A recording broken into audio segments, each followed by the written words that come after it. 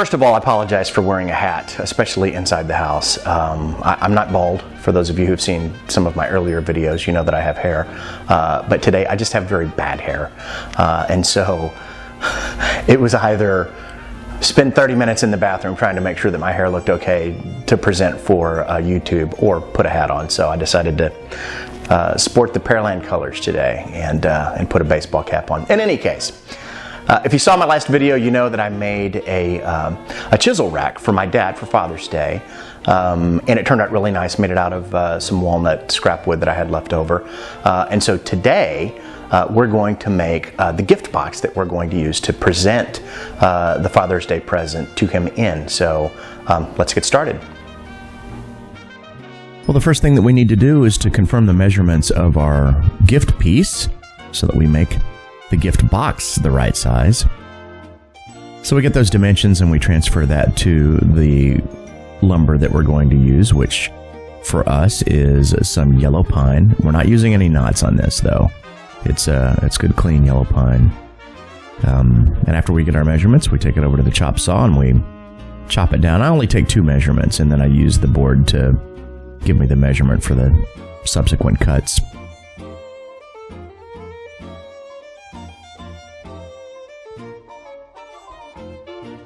So we make all of those cuts to get our 4 pieces. Make sure when you're using a chop saw like this, you've got your hearing and your breathing protection on. That thing makes dust. After which we kind of eyeball it to make sure that we think that our piece is going to fit after we do our dovetails. And it looks like it will, so we're going to head over to our shooting board, or we're going to get out our shooting board with our number 7 joiner plane, so that we can square up the ends of each one of those pieces that we're going to use to make our dovetails. You definitely want square pieces when you're doing dovetails, otherwise your dovetails are going to be all wonky, and there's nothing worse than wonky dovetails.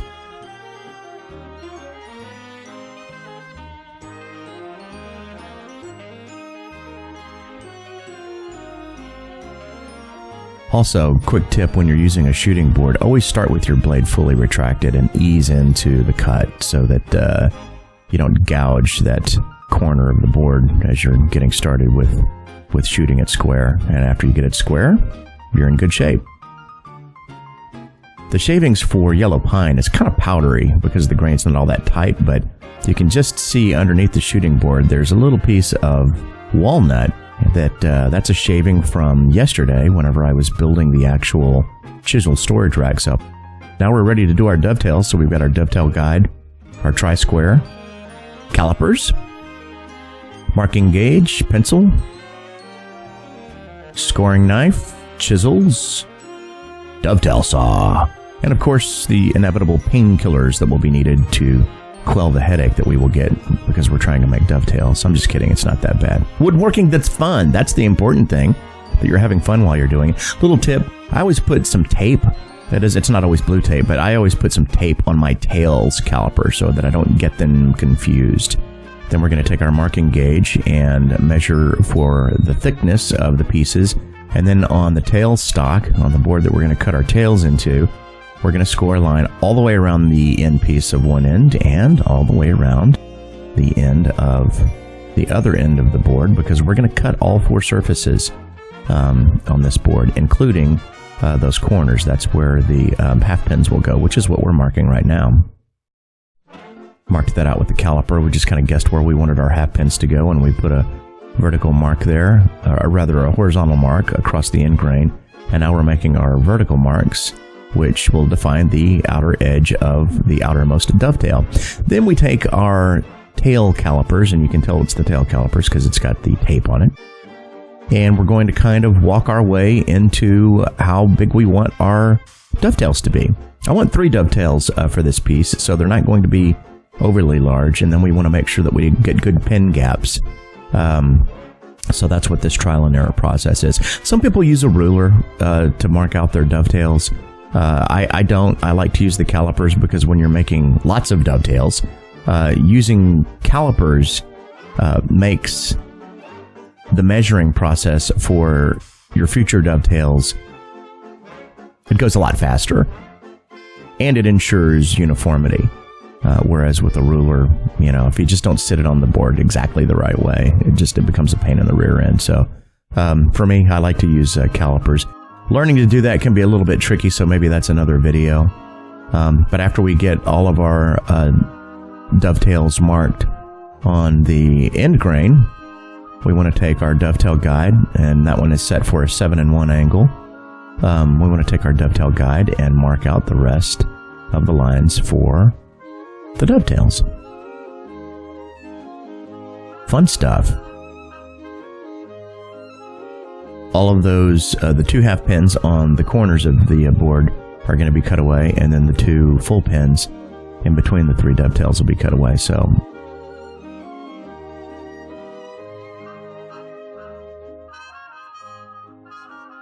we take our saw, cut down the line for the half pin, work on our 2 full pins in the middle.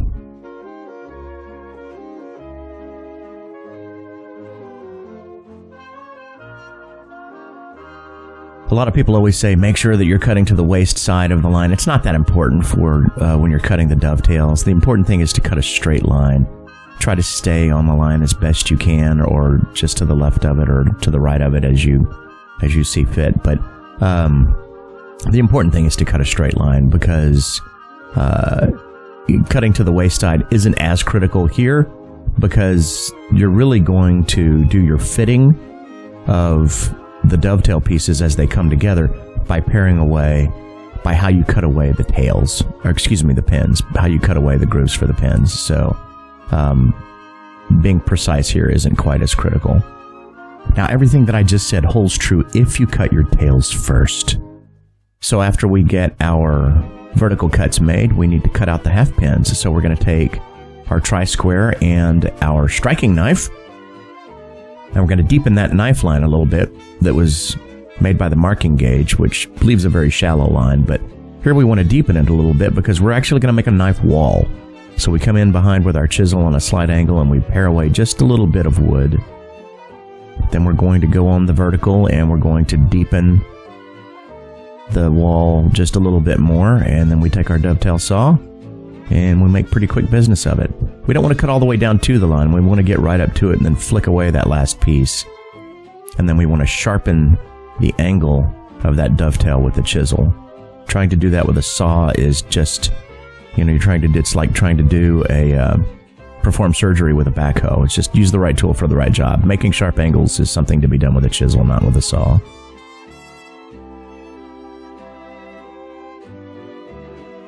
So I got a good tight angle there. We just need to do that on the other side. So we flip our piece, get the tri-square again, our striking knife, and we deepen that knife line in order to create a knife wall. Sorry, my hand's kind of blocking us there a little bit. And after we get what we believe to be a deep enough groove as a knife wall, which just makes it easier for us to get started with our dovetail saw. We grab our dovetail saw and we make quick business of cutting away that half pin. Saw almost to the line, flick it away. Got a little too close to the line that time. I don't have much paring to do here. So we're going to chop away just that little bitty piece that's left in the middle and we're done. Nice sharp angles on those outer dovetails. The sharper you get these angles, the better your dovetails are going to look. So we've got the half pins taken care of. Now we need to take care of the full pins. So same thing. Get our tri-square, our striking knife, and we're going to deepen those knife lines so that we can begin the process of paring away right at that knife line. This isn't really paring. This is going to be chopping. We're going to remove that entire piece. So in order to do that, we're going to remove that entire pin. So we're going to use our holdfast batten and our holdfast mallet. Holdfasts are amazing. That vise that you see there, you can't really tell that it's a vise, but that board that's just under my hands is my tail vise. That's the only vise that I have in my shop. Everything else that I use to fasten boards to my workbench is done with holdfasts and battens. In any case, we're going to deepen that knife line a little bit into a knife wall, and then we're going to begin chopping away the pins. Now, the important thing here to remember is take your time. Don't rush through this. Fast work here makes for sloppy work. If you've ever watched any video where a person who's really good at making dovetails tries to do it in a 3-minute challenge or whatever, it's a fun game to play, but it doesn't make for good dovetails. I've seen excellent master carpenters make some very shoddy dovetails when they try to do it in 3 minutes. Dovetails are not something that should be done in 3 minutes. The Grand Canyon wasn't carved in a day. Don't try to carve a dovetail in 3 minutes.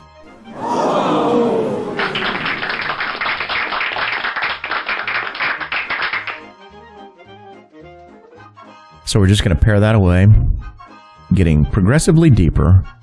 On our initial cut, we're going to go about a third of the way down. Then we're going to flip the stock, which is what we're doing right now. Going to release the hole fast, flip the stock, put the batten back down. The batten is there to protect the stock. It also raises the hole fast up a little bit off of the workbench, which gives it better holding power. So after we flip the stock, we want to make sure that we deepen that knife line. And after we've done that, we can begin the process of chopping away on this end of the board. I always begin when I'm chopping out my pins. I always start with show side up, then the inner side of the piece. So if you're doing drawers, you want the outside part of the drawer to be the first part that you chop away the pins on. Then you're going to chop away at what will wind up being on the inside of the drawer, and then you want to finish the cut, because we're going to go about 1/3 each time. We're going to go a third of the way on the first set of cuts. We're going to flip it, dig down about a third of the way, and then flip it, and then we're going to finish it with the show side facing up.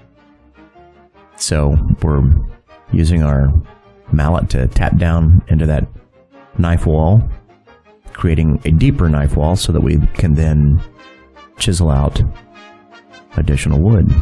This does go a little bit faster with pine because it's a softer wood. If you're doing this in walnut or rock maple or something like that, it's going to take a little bit longer, but just take your time with it. That's the key. Enjoy what you're doing. Get into the zen of woodworking. I'm not sure what that Hare Krishna voice was all about right there just then. Okay, so we're on the final side here. We're going to pare this away, and I apologize because whenever I'm using the fast speed playback in Corel Video Studio, it doesn't allow me to add the audio, so you can't really hear the difference in the chopping. But as you're getting close to tapping through and completing the carving like we've done here, the chopping sound with the chisel and hammer, it sounds different.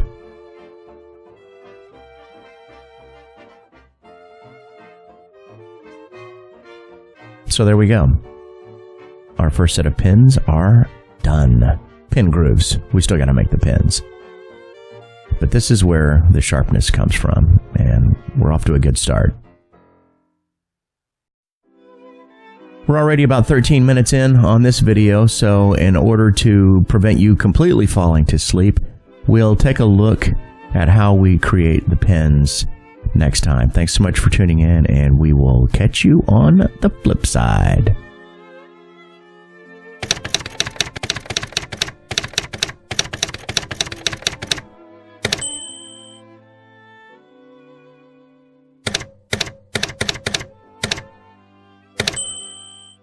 Thanks for watching.